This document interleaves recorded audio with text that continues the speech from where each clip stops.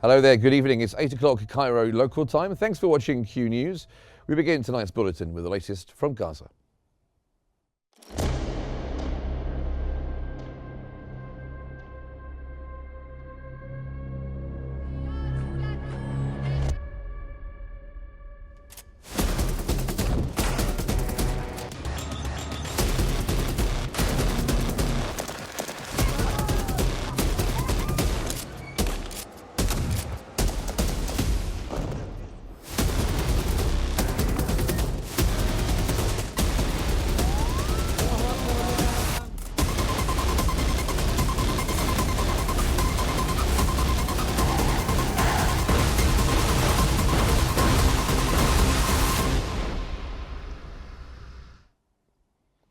US President Donald Trump's Middle East envoy, Steve Witkoff, has said that the US expects the second phase of the Israel-Hamas ceasefire deal to go forward. Steve Witkoff made the comment when asked about Israel's decision to postpone the release of Palestinian detainees. Witkoff added that Phase 1 should be extended and stated that he will be visiting the region this Wednesday to negotiate the matter.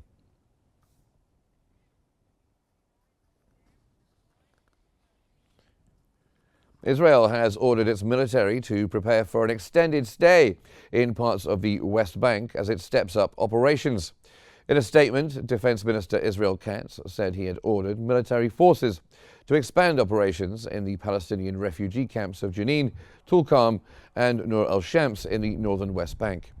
Tanks will be deployed to Jenin as part of the offensive, the military statement added, in the first deployment of tanks by Israel in the northern part of the Israeli-occupied West Bank for more than 20 years.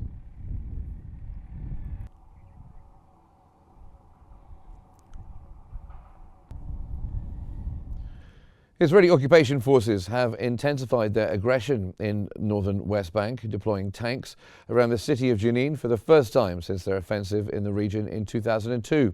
This comes as Israeli Minister of Defense Israel Katz confirmed that instructions had been issued for forces to prepare for a prolonged stay in the refugee camps, suspending UNRWA operations and preventing residents from returning to their homes. Today, Israeli forces expanded their offensive to the town of Qabatia, south of Jenin, deploying additional military vehicles and bulldozers. They initiated home searches while roads and power lines and water pipes and civilian vehicles.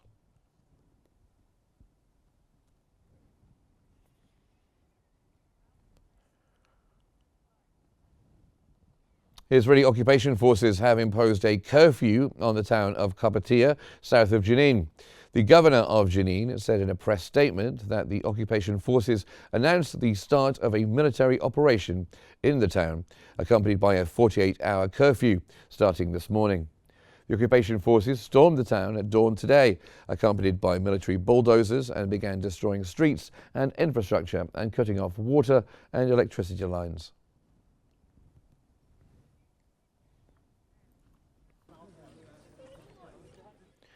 The Israeli military has arrested 26 during incursions across the occupied West Bank. It said its army, Shin Bet, and police forces also conducted field interrogations and confiscated 3 weapons. The military confirmed more attacks in Jenin and nearby Qabatia, Tulkarm, and in Nur Shams refugee camp and Nablus.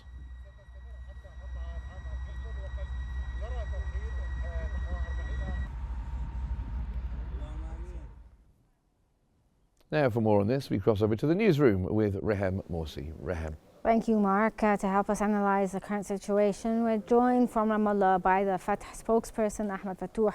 Thank you so much for joining us here on Q News. Sir, firstly, let's start off by Israel's strategic objectives behind saying, quote, or preparing for an extended period of stay there in the parts of the occupied West Bank. How might this impact the regional stability, and what does this mean for the people who have been forcibly displaced? Thank you for having me. This is proof what we have warned from the very beginning of the genocidal war, that Israel's aim is not to fight Hamas or to fight or to defend itself. Its aim is to ethnically cleanse the Palestinian people and to expand its colonization. And it's an opportunity for Israel with this green light by the United States and some Western powers to fulfill their colonial dream, which is named the Greater Israel. And what's happening in the West Bank is the greatest example. The escalation in the West Bank is going to retaliate back to the entire region. What we have witnessed until now is tanks entering cities to fight civilians, to fight unarmed people. This is catastrophic. This is a great violation to international law, great violation to human rights, and a great violation to any possible peace prospects. Well, this kind of brings, I mean, you talked a bit about the tanks situation and how they're there to intimidate the Palestinians living in the West Bank. How does the deployment of these tanks around Jenin, and this is the first time since 2002, what does this mean? How does it signal a shift in the Israeli military approach when it comes to the northern West Bank? What does it mean for the future of the people living there? It's a major threat. It's a major threat to our future, to our civil life, to our peace. Israel is entering tank for what? I don't see any threat that requires such amount of power. This is clearly an indication that Israel is aiming and pushing forward a colonial plan. This is the first time, as you say, to see tanks in the northern of Palestine since 2002. 2002, we had the second Intifada, the popular Palestinian uprising. Now we have people calling for peace, for two-state solution. We are, the President Mahmoud Abbas has been very clear. We want the two-state solution. We are with a peaceful popular resistance, and our people are calling for independence and peaceful talks and negotiations. Israel meeting that peaceful talk with more aggression. We have the pressure from the Arab world, from the international community, from everyone. Israel does not care. Now this indicates that to everyone, Israel is the real obstacle for any peace. Israel is the real obstacle for any progress in a peaceful and reasonable future, because Israel wants more escalation. That will lead us to an endless cycle of violence, and that is not to interest of anyone. Israel think that they will drive the Palestinian people like in 1948. That's a dream that they will keep dreaming until eternity. It will never happen. We will remain in our lands. We are staying here. We have all the support of the world. And we have 6 million Palestinians inside Palestine, and there is 7 million more of us outside Palestine, and billions of people supporting our cause. So good luck in eliminating everyone. Well, sir, you talked about the future and the idea that Israel is attempting to expand its operations in general. Could Israel's military expansion and presence in the West Bank lead to a more prolonged conflict? And how might this impact the future negotiation efforts when it comes to the ceasefire? There can't be any negotiation or peace talks when the tanks are in the doorstep of our houses. The first step for any peace talk is to retreat, to bring the atmosphere for negotiations, to stop the escalation, to stop the settler terrorism, and to stop all kind of settler colonialism, expansionism. Of course, the ceasefire in Gaza must be respected, must be fulfilled, and must be continued. Then we can go to peaceful negotiation. Unfortunately, the U.S. administration still did not put, effective pressure against Israel. United States hold the strings behind Netanyahu government. I think Netanyahu is doing all of that because he's scared to go to the courts for his corruption cases. He has hundreds of corruption cases, a corrupted war criminal. He wants to prolong war for his very personal interest, nothing more. 70% of the Israeli population want the continuation of the ceasefires for prisoner swap, full prisoner swap, and the entire world is against the escalation. Where that will lead us is just more escalation and more wars. And the Arab world right now has prepared plans to bring it to the United States with cooperation with the Palestinian president and government, where we will discuss seriously with the Western world and mainly with the United States, and we have the support of European Union to put a limit to that infinite escalation by Israel. Okay, thank you so much for your insights from Ramallah. That was the Fatah spokesperson, Ahmed Fatouh. Thank you so much for joining us here on Q News. And now back to you, Mark, in the studio. Thank you very much, Reham. Israeli occupation forces have continued their aggression on the city of Tulkarm and its refugee camp for the 28th consecutive day, as well as on the Nur Shams camp for the 15th day. Tulkarm refugee camp faces unprecedented destruction, with Israeli bulldozers damaging infrastructure and demolishing over 14 homes, especially in the El Nadi and El Shahada and El Sualma and El Khadamat. Amid the siege and worsening conditions, over 16,000 displaced residents have been forcibly displaced.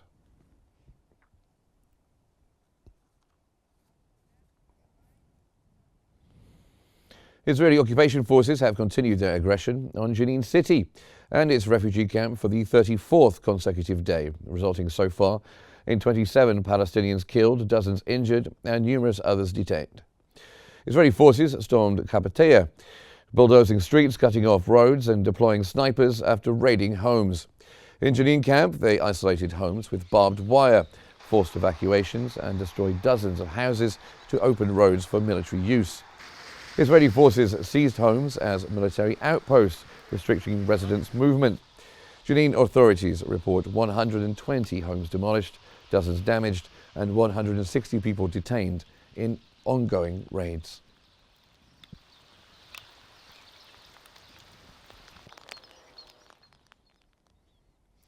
A large group of Israeli settlers has once again stormed the Al-Aqsa Mosque compound to perform Talmudic rituals under protection from Israeli soldiers. Extremist Jewish Israelis regularly breach the perimeter of the mosque, performing provocative actions.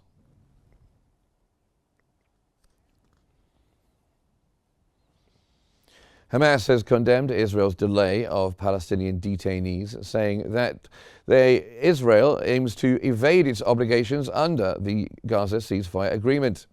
Israeli Prime Minister Benjamin Netanyahu said today that freeing Palestinians under the deal would be delayed until Hamas ends its humiliating ceremonies while releasing Israeli detainees, issuing a new demand not spelled out in the ceasefire agreement. Hamas said the detainee handover ceremony does not include any insult to them, but rather reflects the noble, humane treatment of them. Hamas called on mediators to intervene to hold Israel to the terms of the deal.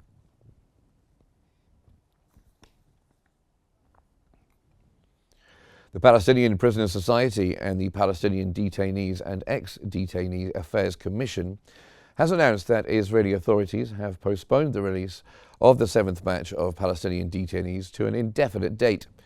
The release was originally scheduled for Saturday as part of the Gaza ceasefire agreement. The 7th batch includes 602 detainees, among them 50 sentenced to life imprisonment, 60 with long sentences, and 445 detainees from Gaza who were detained by Israeli forces during their aggression on the Gaza Strip after October 7, 2023.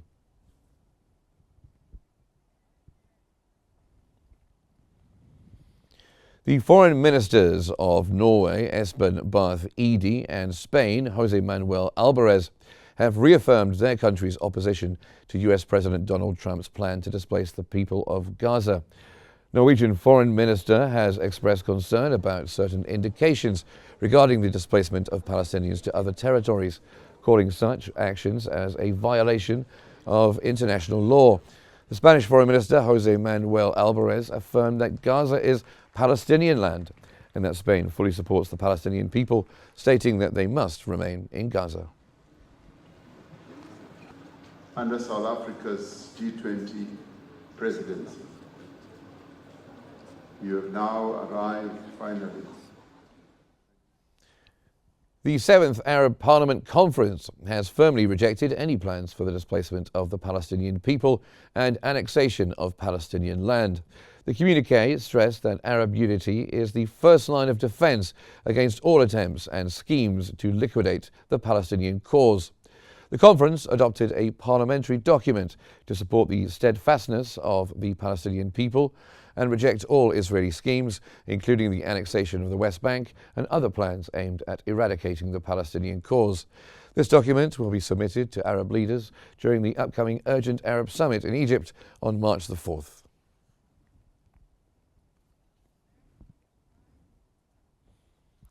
The death toll in the Gaza Strip has risen to more than 48,399, the majority of whom are women and children. That's since the start of the Israeli genocide in October 23. According to medical sources, the number of injuries has climbed to more than 111,753, while thousands remain trapped under the rubble as rescue efforts continue to face significant obstacles. Medical teams have warned that many victims remain under collapsed buildings and on the streets, with emergency responders struggling to reach them due to the lack of equipment necessary for debris removal and retrieval of victims.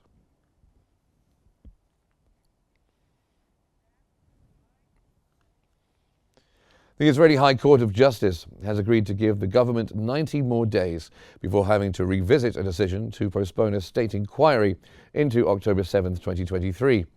Netanyahu's government created an uproar this month when it pushed for another deferral of the inquiry, based on arguments that Israel cannot engage in such an effort during ongoing conflicts and that there might be bias against the government. Opposition factions have heavily criticized the far-right government, accusing it of shirking its responsibility and harming the state.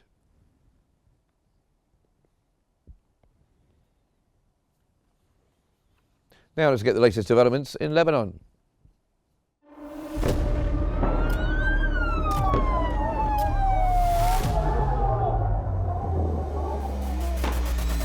كل المستهدفين هن مدنيين. وضع شيء مرعب، شيء بخوف.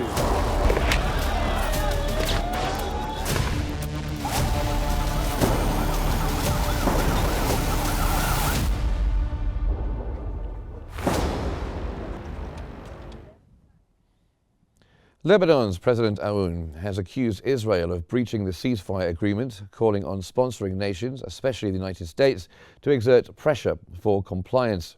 During a meeting at Babda Palace with the U.S. Congressman Ronnie Jackson and his delegation, Aoun emphasized that stability in southern Lebanon and along the border requires the withdrawal of Israeli forces and the release of Lebanese detainees. Jackson echoed these concerns, stressing collaboration with the Trump administration for vital support for the Lebanese army.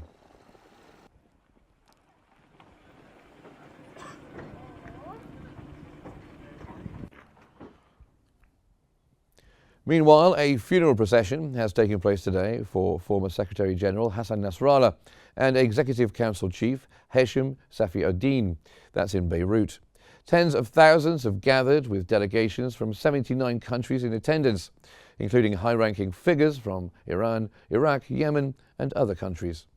Security measures have been intensified by Hezbollah and Lebanese authorities.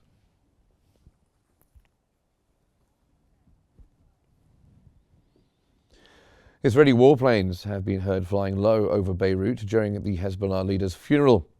Residents of Beirut could hear the roar of the planes, which was not accompanied this time by a sonic boom. The Israeli army regularly breaks the sound barrier over various parts of Lebanon, a sound very similar to that of bombing.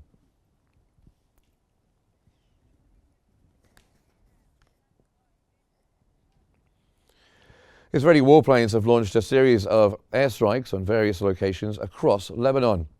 In a new ceasefire violation, Israeli airstrikes hit areas between the valley and the river region in southern Lebanon. Warplanes also targeted Brissa in Hermel's mountainous Bekaa Valley.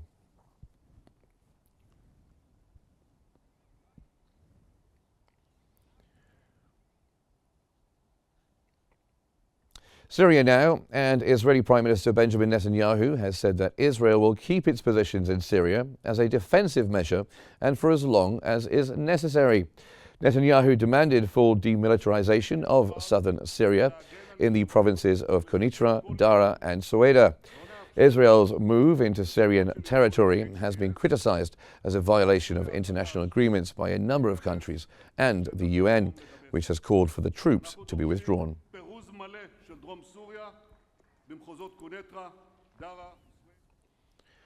Syria's new authorities have announced holding a national dialogue conference starting on February 25th to discuss a new path for the nation.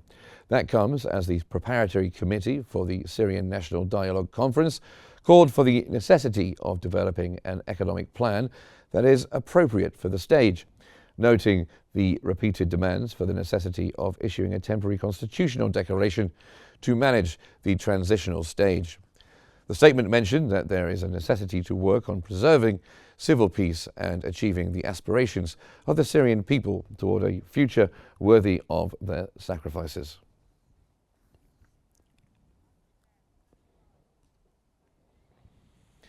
Now from Syria and Lebanon, let's get the latest developments in the Russia-Ukraine conflict.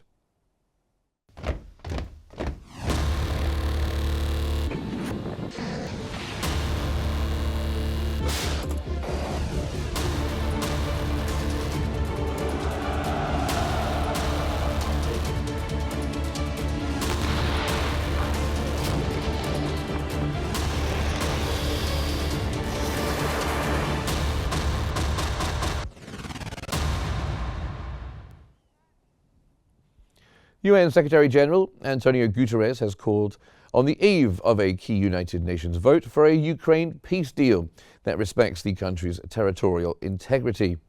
Guterres reaffirmed the urgent need for a just, sustainable and comprehensive peace, one that fully upholds Ukraine's sovereignty, independence and territorial integrity within its internationally recognized borders.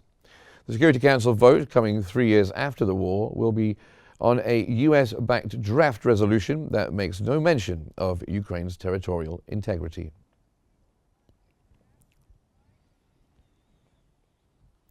Ukraine's President Volodymyr Zelensky has said that a US troop deployment in Ukraine was logical if a minerals deal between the countries was treated as security guarantees.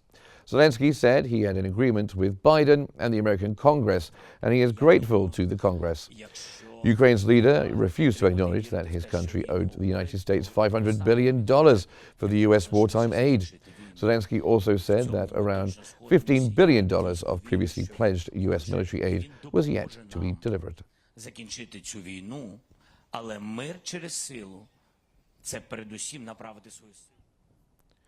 Kyiv's military spy chief, Kirill Bundanov, has said North Korea is providing 50% of Russia's ammunition needs at the front in its war against Ukraine.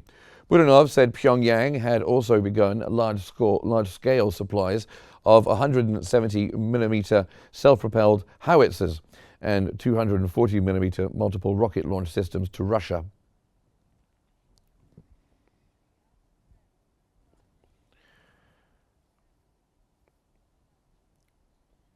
Russian President Vladimir Putin has said meeting the needs of troops fighting in Ukraine and boosting the armed forces are Russia's key strategic priorities. Putin said in a video in the context of rapid changes in the world, Russia's strategic course to strengthen and develop the armed forces remains unchanged. The message marked Russia's annual Defender of the Fatherland Day, which celebrates the armed forces.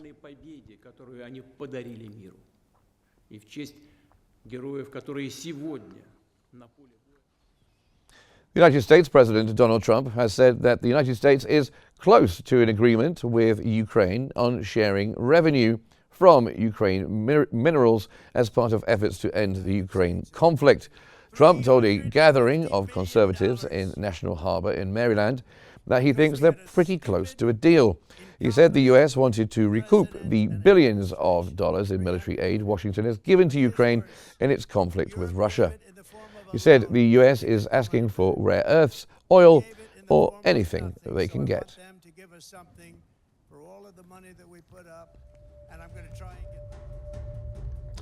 Well, that brings us almost to the end of our news bulletin, but here's a recap of this evening's main headlines. U.S. President Donald Trump's Middle East envoy says U.S. expects a second phase of Israel-Hamas ceasefire deal to go forward. Israel orders its military to prepare for an extended stay in parts of the occupied West Bank.